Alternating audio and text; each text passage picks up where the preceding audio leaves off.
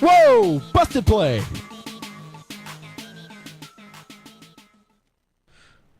This is the Busted Play podcast, and we're going. We've got a decent show for you today. I would say we're starting off with probably the best national championship game since 2006, USC versus Texas. I'm joined with my brother JD. Garrett's not with us here today. Hopefully, he can join us again soon. But James, do you agree? Was this the best national championship game, or maybe even better than the USC Texas game in 06 at the famous Rose Bowl? No, I think that the Texas-USC one still tops that because even though you had so many... Hold on a second. Zach, bring up the stats of that Texas-USC game too. Go ahead. Well, anyway, if you look back at this game, yes, they had high draft picks and all throughout the field. They're going to be playing in the Sundays after this year's. But anyway, Texas-USC, it had all that, but also...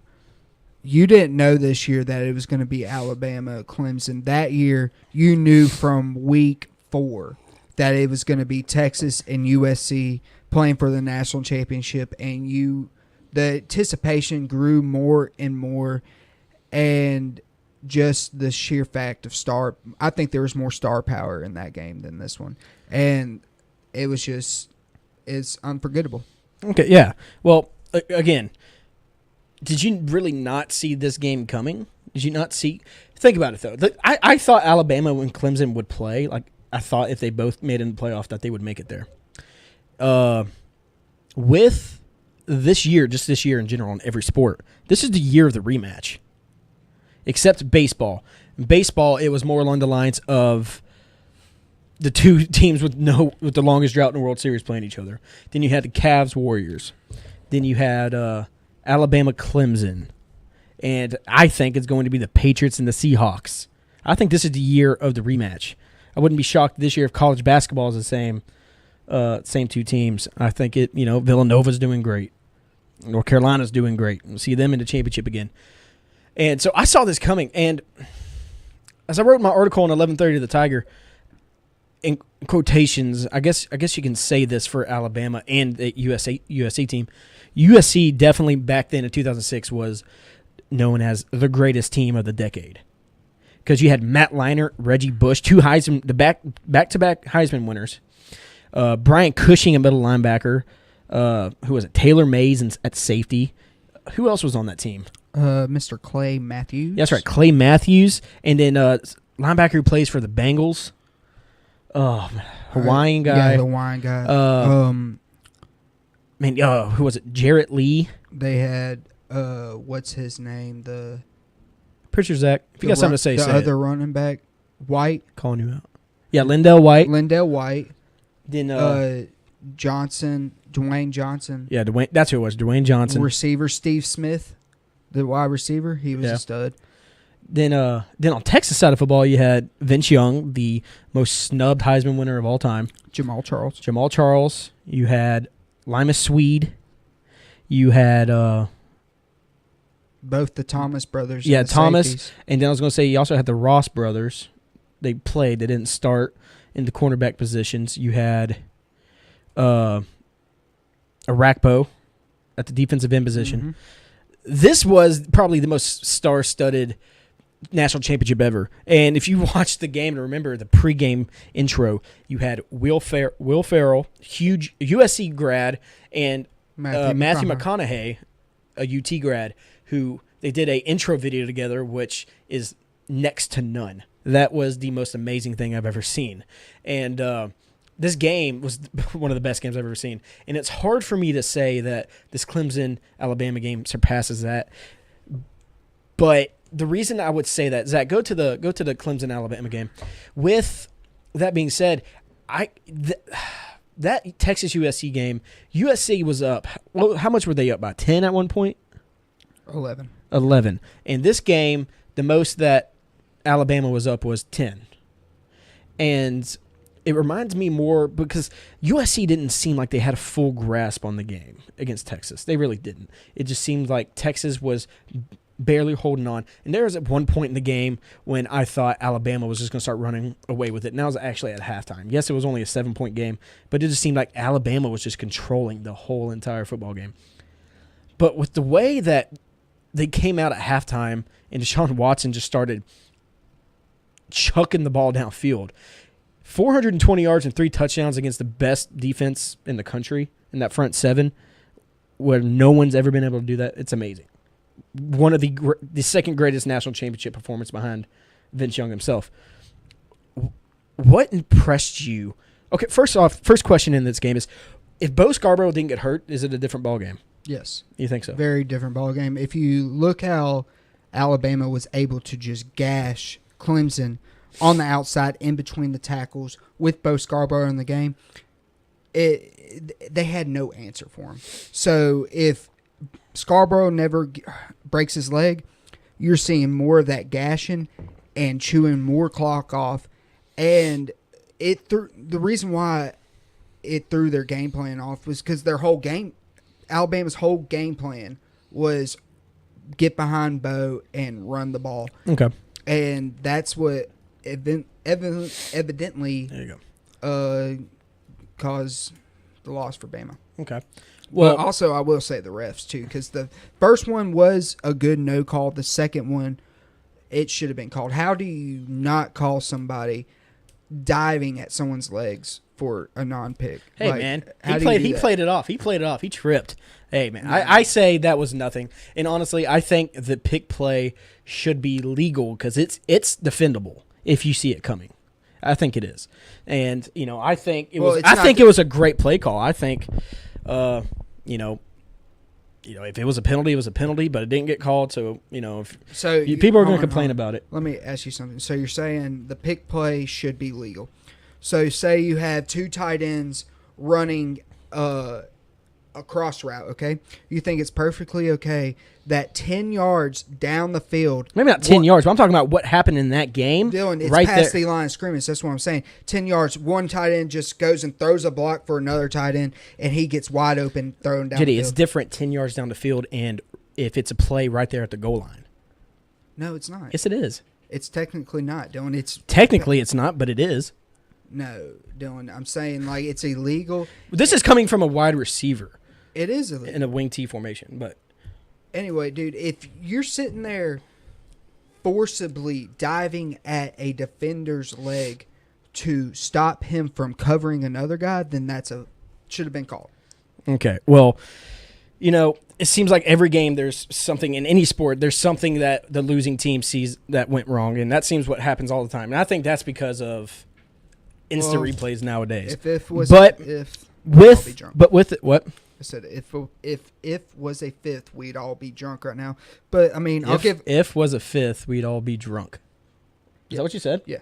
Well, anyway, all I'm saying is I give all the credit to Clemson. They did it. They won. Deshaun Watson, I believe, he had a better performance than Vince Young. So I just have to. I got to give credit where it's due, and that's for Deshaun sure. Watson, Clemson. And also it's kind of along the lines with, I always bring up the Golden State Warriors and the Cavs. Everyone talks about the Cavs, and they're like, oh, well, at least we took y'all to 7 games or something. But it's like, well, you let them come back 3-1. But then it's also this. It's like, well, Alabama had full control of the game, and you let them come back. And there was a lot of dumb penalties, especially on that drive with that pass interference and that offsides. So with that being said, JD, this national championship game was probably my favorite in years, and I think that the college football playoff finally got it right. I think this was where the 2 best teams actually played each other. I think if Ohio State would have played Clemson, I think it would have been a Fiesta Bowl. I think it would have been a shutout. You mean if Alabama would have played what I said? Ohio State? Yeah, Clemson. That's what I meant. Yeah, I think J.T. Barrett, great quarterback, but he's not a Deshaun Watson. He doesn't have an offense that Ohio State really doesn't have an offense that would do as much damage as Clemson did. But when I look at Deshaun Watson and his stats, it was basically Deshaun Watson versus Alabama's defense, because you had Wayne Gallman. How do you pronounce his name? Gallman? I forgot what it was. Yeah, Gallman.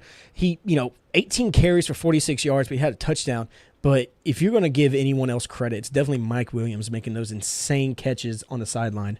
And I think he's going to be a superstar. He reminds me so much of Des Bryant. Another Clemson receiver going to shine in the NFL. I've been seeing Dallas thinking about drafting him. Zach, what? What are you motioning?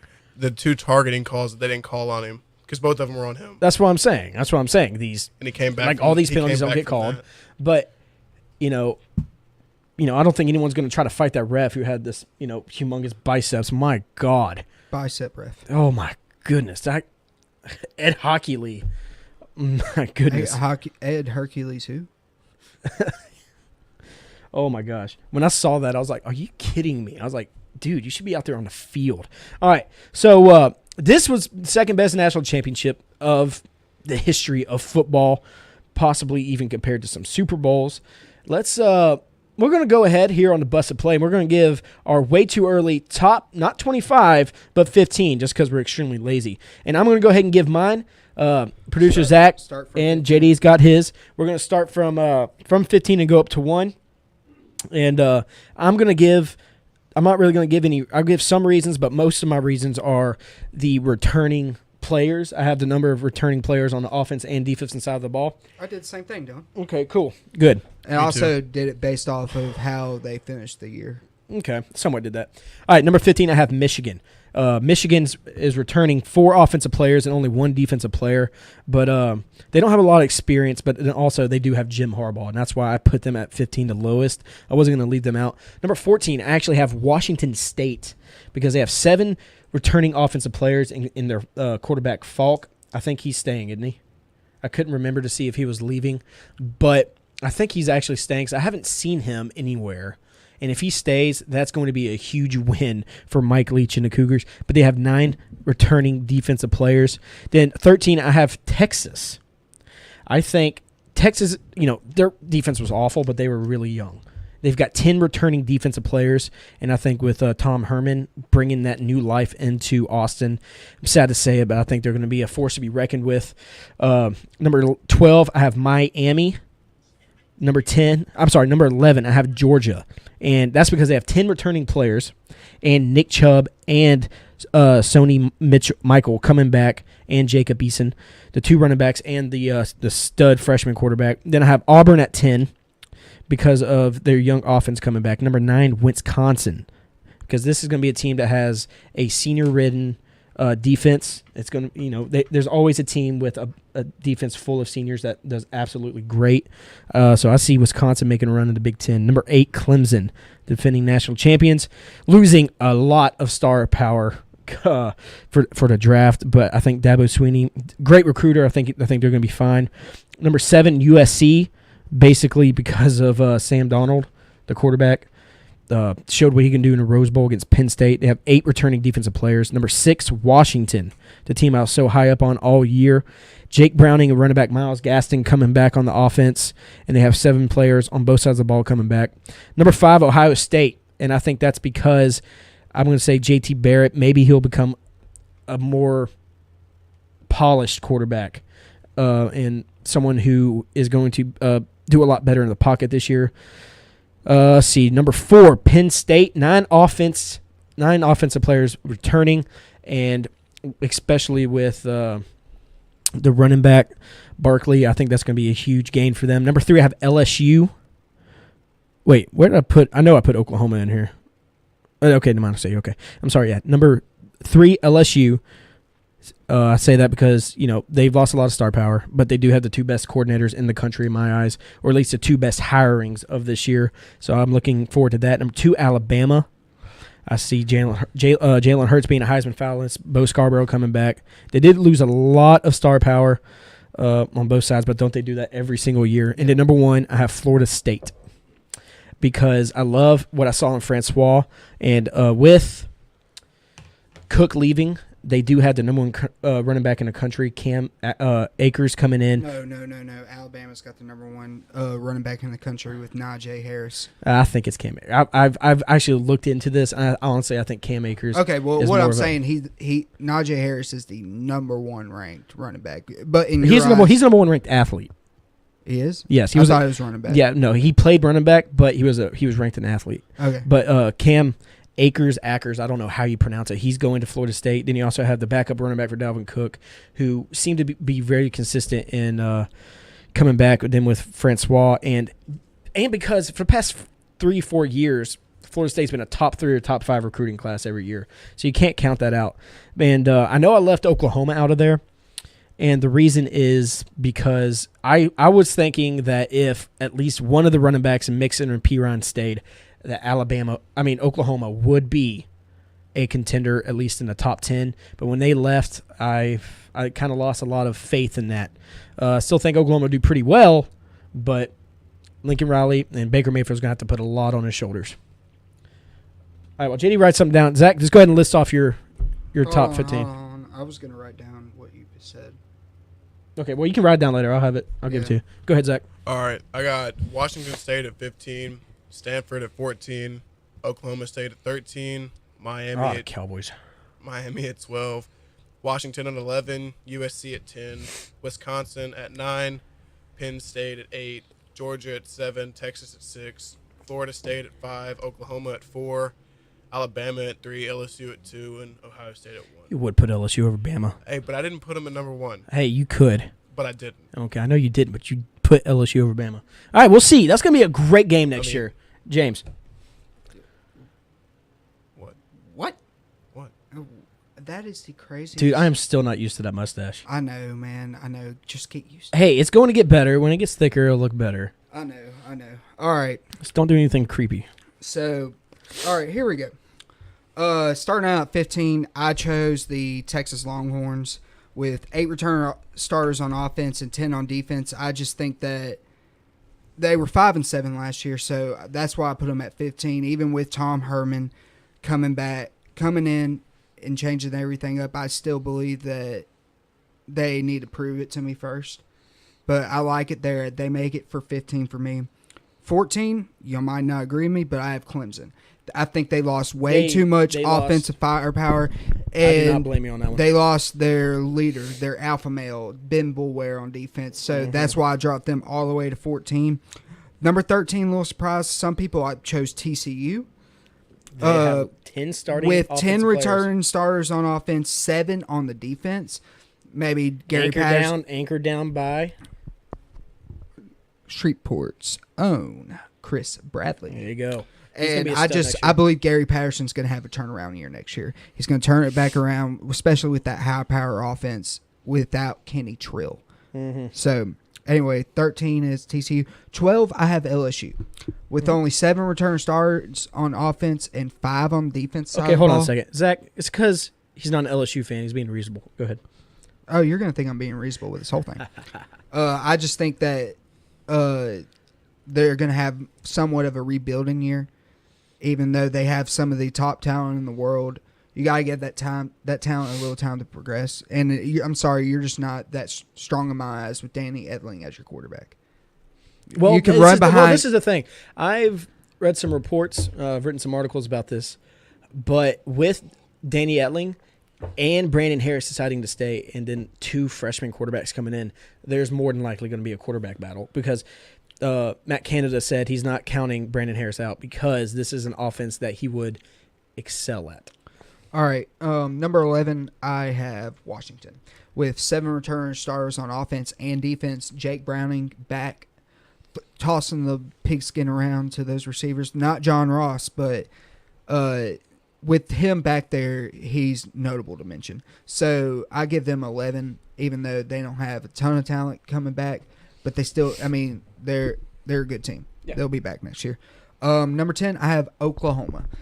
Boomer Sooner. With 8 return starters on offense and 7 on defense, led by Baker Mayfield. The loss of Samaje Perine, Joe Mixon, and D.D. Westbrook, all 3 of their big-time playmakers, just made me hold the horses that putting them in the top 5. So that's why. Killed me not putting him in my top 15. And another thing that they have everybody on the offensive line back, so that's huge.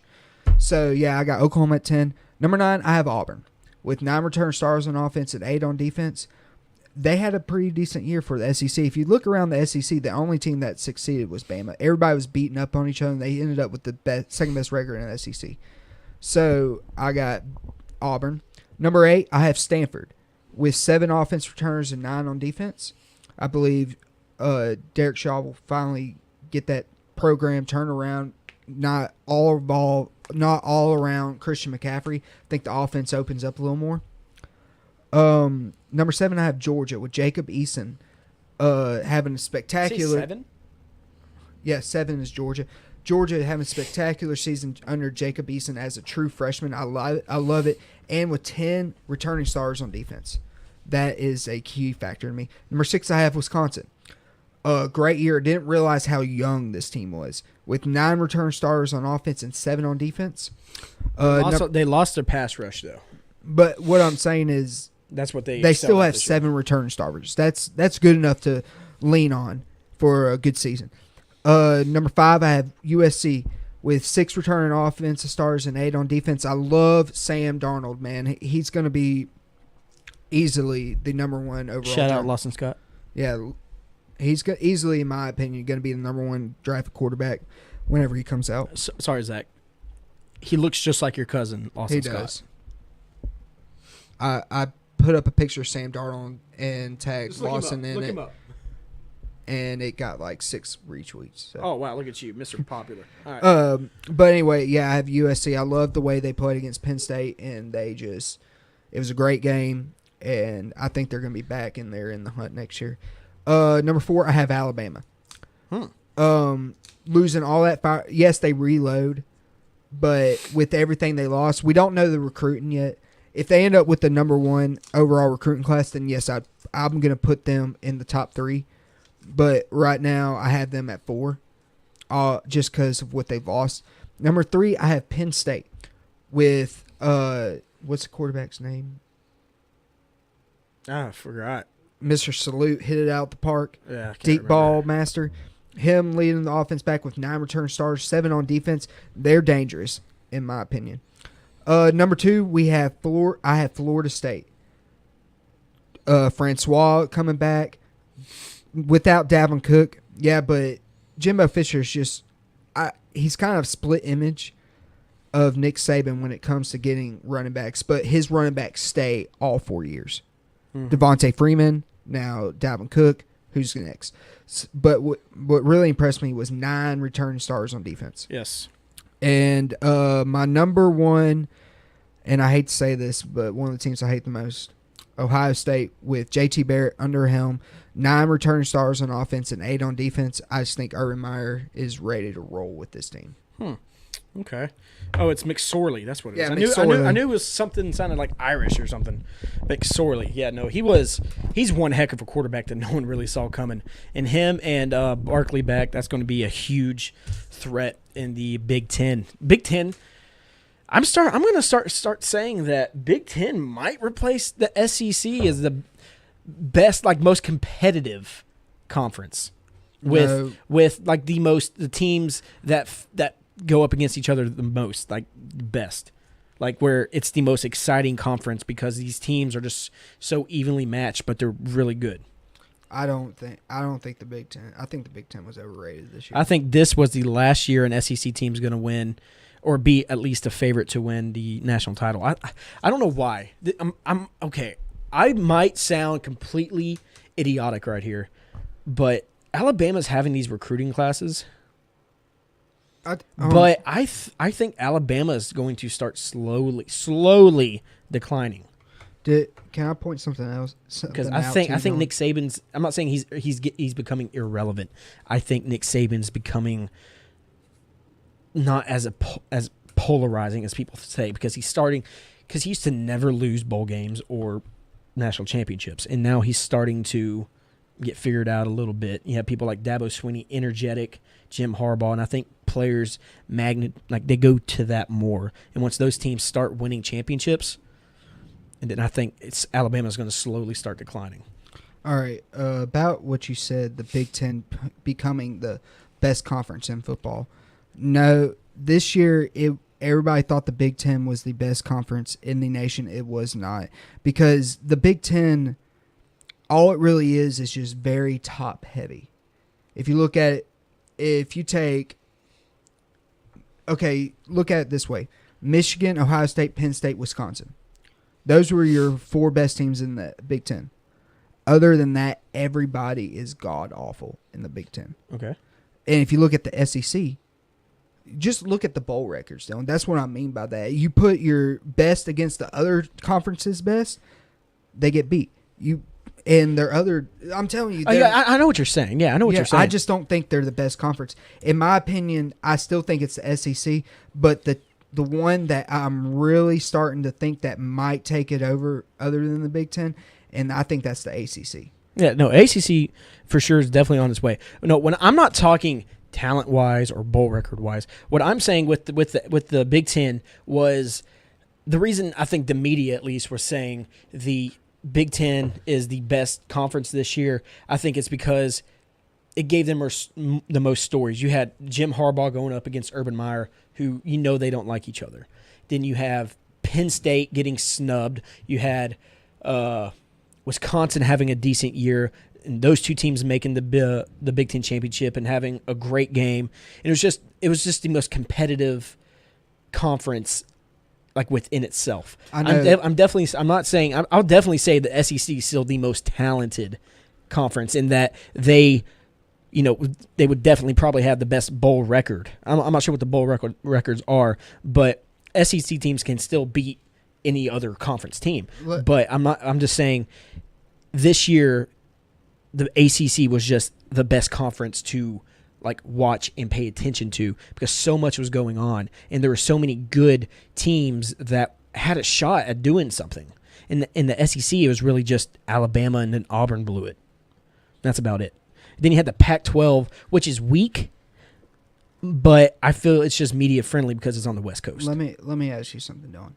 If you take the numbers in front of the schools' names, I'm talking about the rankings. Yeah. Would the Big Ten have been the most exciting conference this year? Yes, Jay, I'm not talking about rankings. I'm talking about if you saw, even with the ACC, you saw Michigan, Clemson lose in the same week.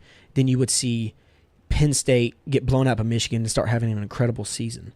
Then you saw Wisconsin beat LSU, which was a big deal to it was a big deal to everybody because they beat an SEC team that was supposed to be a really good football team, like a great defense. Then you have USC get blown out by Alabama.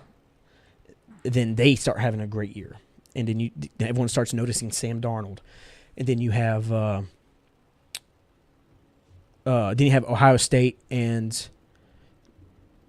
you have Ohio State beating having that dramatic game against Michigan. And then you have Michigan and Ohio State. And that game right there, I think, is what set it to that point, was because that game kind of showed that the 2 best teams in the Big Ten collided. But then they both didn't make the conference championship because of that game. One of them didn't make it. And I think because I'm not going to throw any shade. It might seem like I am, but I'm not trying to throw shade at you or anything. But when people say stuff like that, when I say that it was the most competitive or the best conference, is because besides the SEC and maybe LSU, and besides the SEC and Alabama and LSU, who did ESPN or CBS Sports pay attention to in the SEC? Nobody. But everyone was talking about Ohio State and Michigan. So when people hear that, they're like, oh, I hear all these Big Ten teams. They must be doing really well.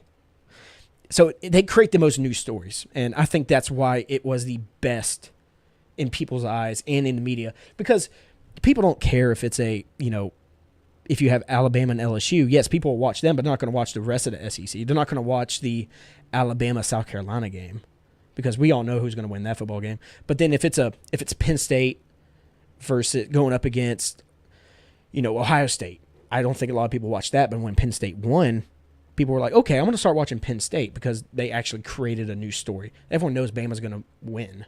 You know what I mean?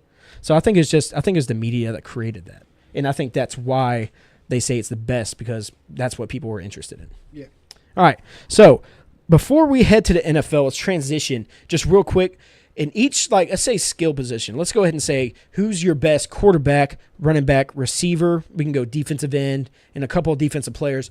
Who is the best at that position that left early or is going into the draft this year? Zach, do you want to get on this too? Are you saying who we think's going to transition the best? Yeah, who do you think is going to be the best quarterback? Let's go ahead and say you pick who you think is the best pro-ready player at the position, and who do you think is going to have the best rookie season out of everybody?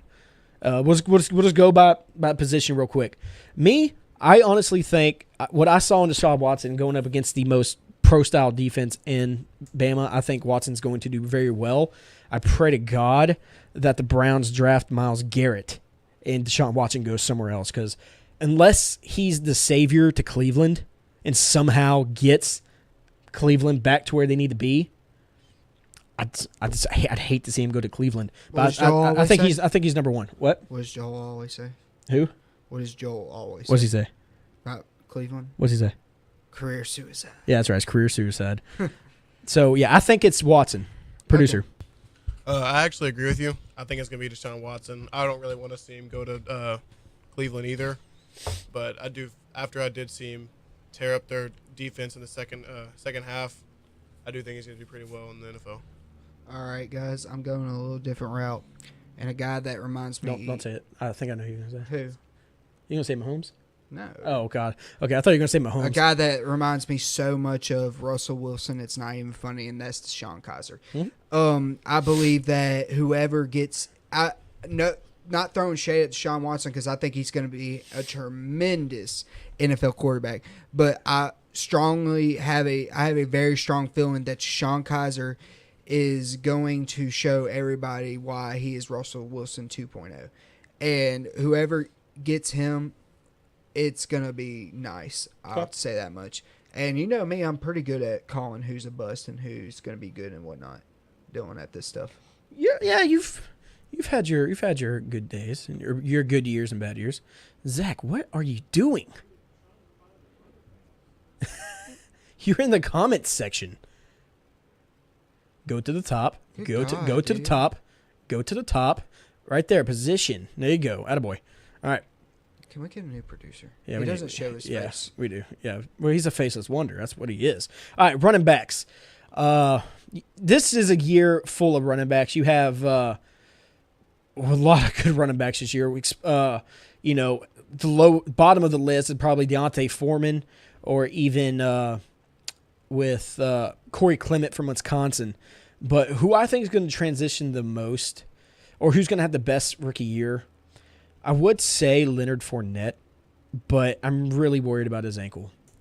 And, I've loved what I've seen with Dalvin Cook and how he's progressed as a player since his freshman year when they won the national championship with Jameis Winston. So I'm going to say it's Dalvin Cook who has the best rookie year, or maybe even one of the best careers, because he's never really gotten hurt. He's always been consistent against decent defenses in the ACC. But I think it's either going to be Fournette or Cook, but I'm keeping my hand off Fournette because of his ankle injury. But then McCaffrey, not really going to be a great running back, but he'll be a great asset to a team. He's going to be your wide receiver. All right, JD, go. Okay, you've heard me say this before, Dylan. I believe Leonard Fournette's going to be a bust. And I know a lot of people might think I'm crazy, but I really believe I just don't believe that he's too injury prone to me. And plus, whenever he goes up against a team that can actually tackle, he doesn't do anything really. He tried to show off a little bit. Not his sophomore year, but this year it seemed like he tried to show off a bit. Behind Dalvin, to not agree with you, I'm going to go different ways, but I do think it's... You can agree with me on these. I think it's Dalvin Cook, but if I wasn't going to pick Dalvin Cook, I would have to go with Wayne Gallman out of Clemson. I'm surprised you didn't go with Oklahoma. No, I think Piron needs too much blocking, He doesn't have enough speed. Mixon. He'll be a goal line running back. Yeah, P. Ryan will be a short yardage goal line carry. Mixon, I don't know. He likes to hit you hard. I knew it was coming.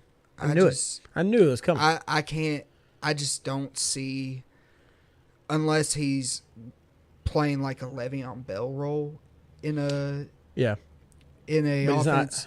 And I don't know any other offense. Well, he's about the same size as Le'Veon, just a couple inches, about the same weight. I don't see any other offense other than Pittsburgh where Joe Mixon would fit in at running back that to his full potential. So I just think I like the way Wayne Gallman Surprised he didn't say the Patriots.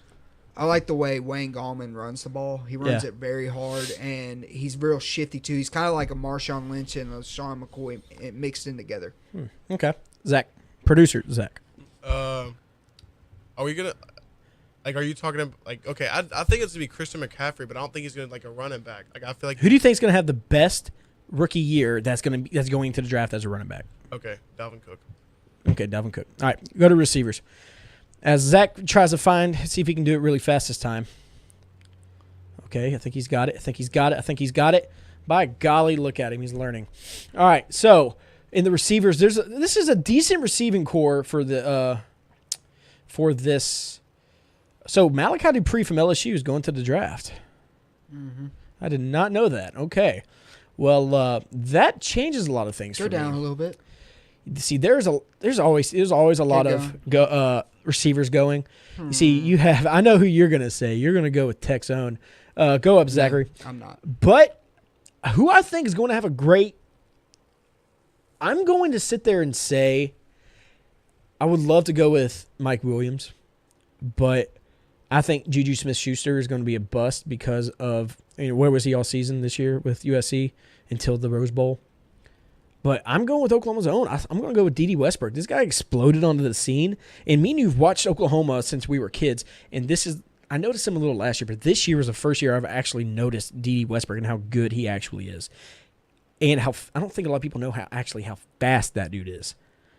So I'm going to say D.D. Westbrook, and I think he's going to fit in any team he goes to.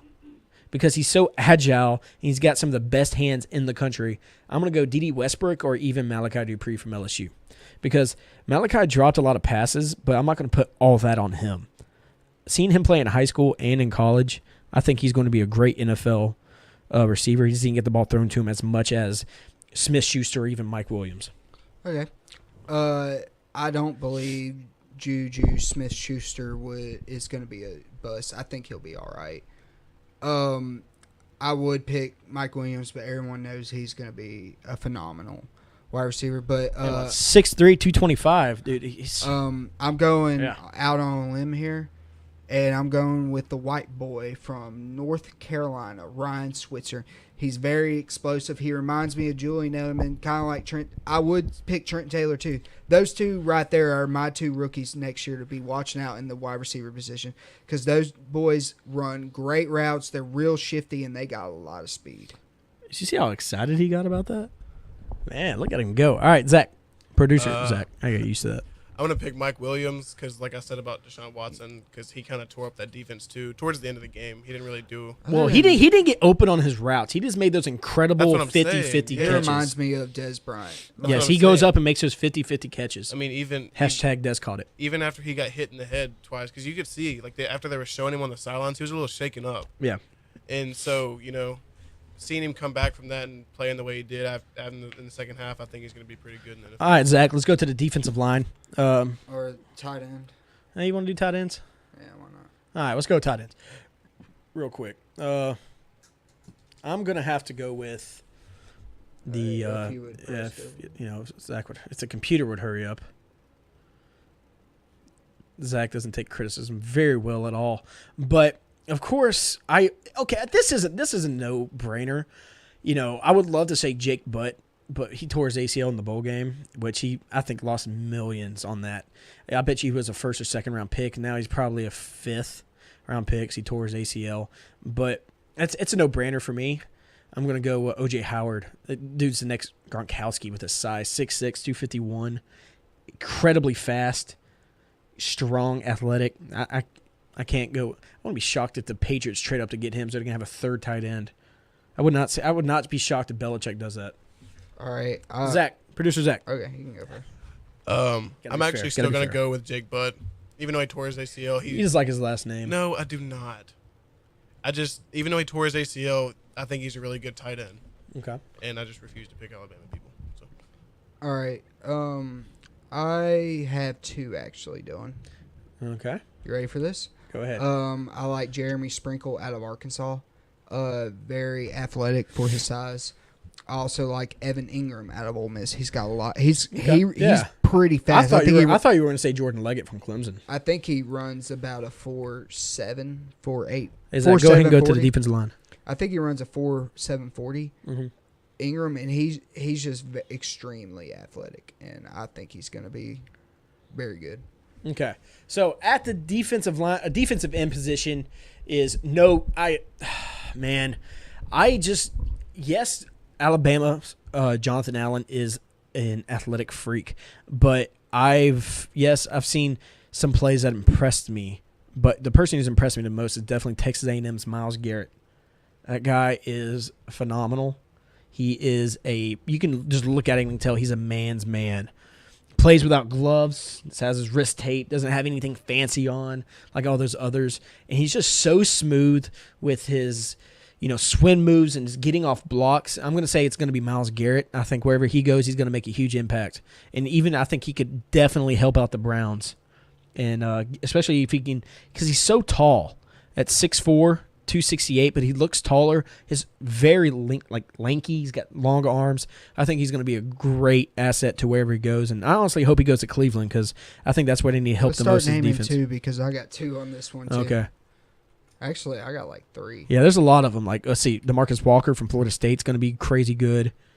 Okay, yeah, I was about to start stealing all of his. I have three that really, really impress me. And number one is Derek Barnett from Tennessee.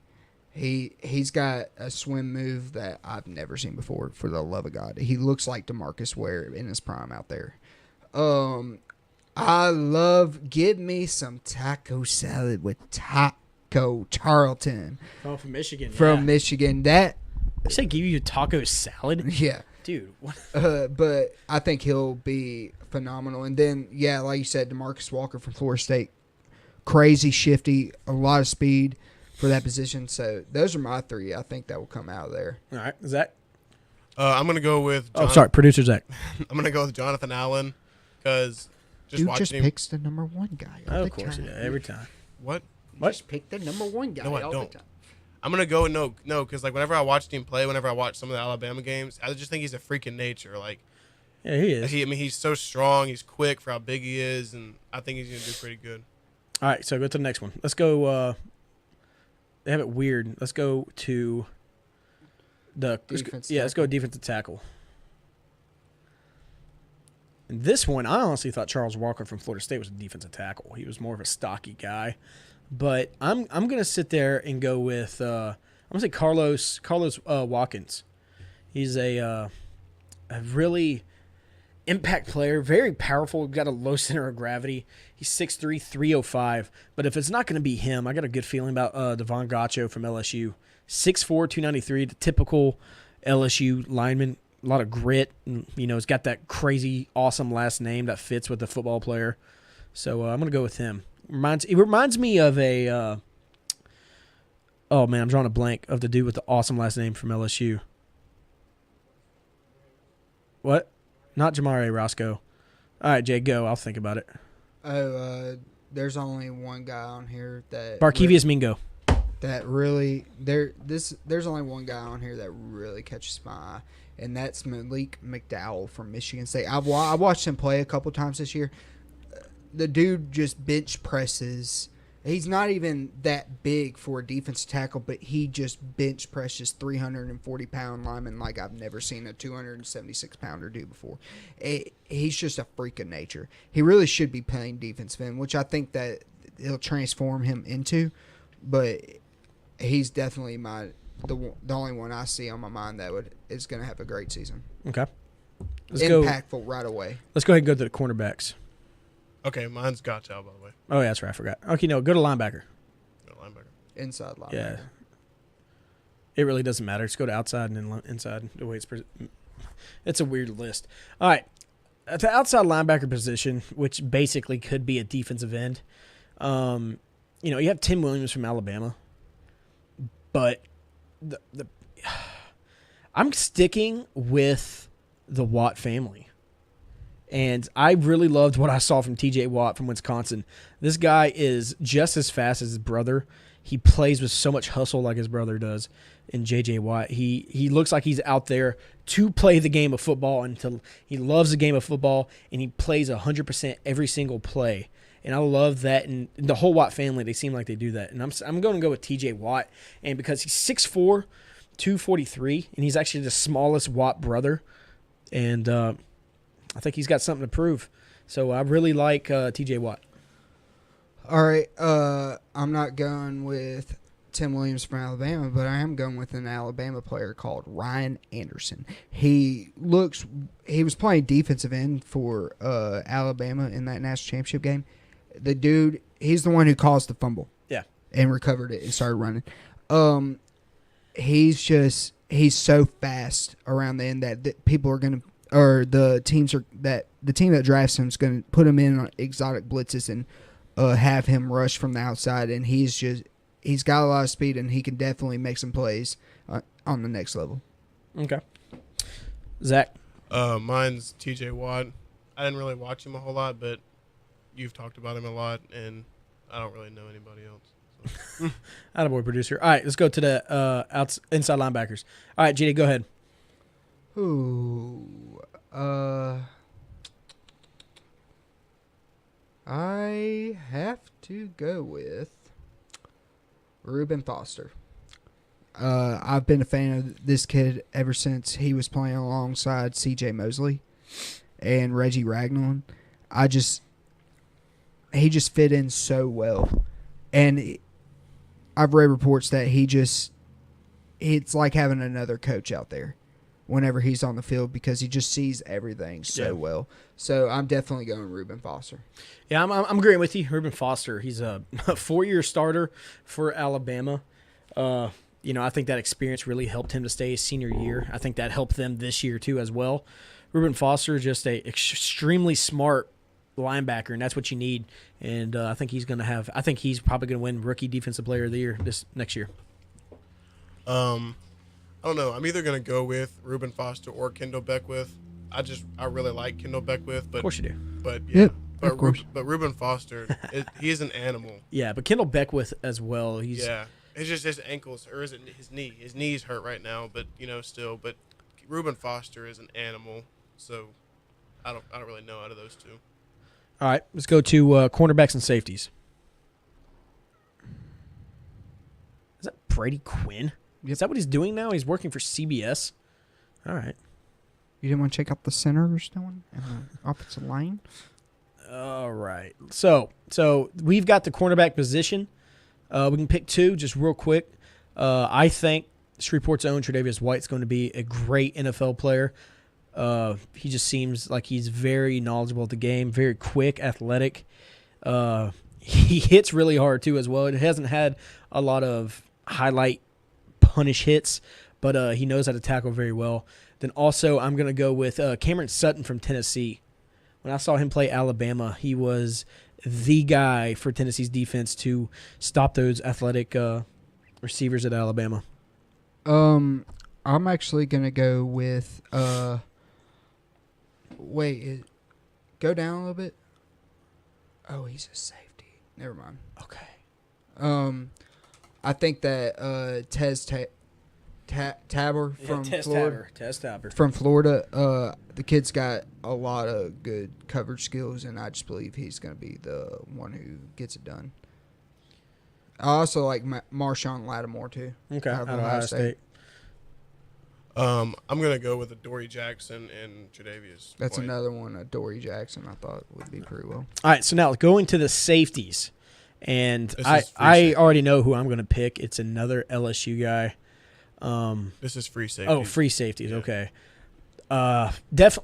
Free safeties. Definitely Malik Hooker from Ohio State. This guy knows how to read the quarterback's eyes. I think he led the country maybe in interceptions, maybe, if I read that right. But this guy seems to be on every single play for Ohio State except against Clemson. So I'm taking Malik Hooker. I love Malik Hooker. Is it Hooker or Hooker? Hooker. Okay. I love the pick right there, Dylan, because I think he is phenomenal. But I'm going to one-up you on this one. I'm going with Desmond King out of Iowa. I think one-upping me. Because he's going to have a better year. Okay. I didn't know what you meant by that. 4-year starter at Iowa, return kicks and punts, very electric. And it seemed like he was just getting a pick almost every week for Iowa. So that's who I'm going with. All right. I'm going to go ahead and talk about, I would say Eddie Jackson at the beginning of the year. Broke his leg at the beginning of the season. But then you also have Jabril Peppers from Michigan. And I don't know where he would play. I guess he would play as a safety. But I think he's just so versatile that I'm not going to sit there and say he'd be the best safety in rookie safety in NFL. But I definitely think it's going to be Jamal Adams from LSU. The guy is just electrifying all 3 years that he played at LSU. He just had that LSU defensive mentality, like the Tyrann Mathieu mentality of get to the football and make plays, and that's exactly what he did. And I think he's going to – I wouldn't be shocked if the Cardinals draft him. Maybe replace him, put him at the safety position, replace Tony Jefferson from Oklahoma maybe and after he's done. 3 LSU. Man, dude, that would be one scary secondary. Yep. But hold on a second. Shewport's own Weston Steelhammer out of Air Force. Air Force is doing what Navy did with their quarterback last year, giving him the chance to go pro because that's the best way he could serve the Air Force, to go pro. And Weston Steelhammer, I think, is going to be an underrated safety in the NFL. He's a dude who went to Calvary Baptist here in Shreveport, and 4-year starter for Air Force, and he's just a playmaker. He had one crazy interception this season. So keep it. Trust me, you'll remember the name Weston Steelhammer. Best name for a safety ever. You might overlook this guy, and I've watched him ever since he started coming to college. Xavier Woods out of Louisiana Tech. He's the most awkward looking athletic kid I've ever seen in my life. 5'11", 219. He's very athletic, and he hits really hard. And just don't be surprised if you see him starting. Not his rookie season, but I guarantee by the second year, he will be starting somewhere, and he will be contributing. Mine's definitely Jamal Adams. Of course. Yeah. LSU pride. I do like Eddie Jackson, too, though.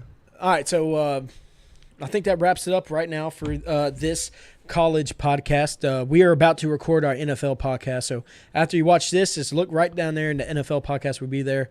Let's go ahead and end this video. Again, producer Zach, JD, I'm Dylan. Thanks for joining us, and as always, God bless.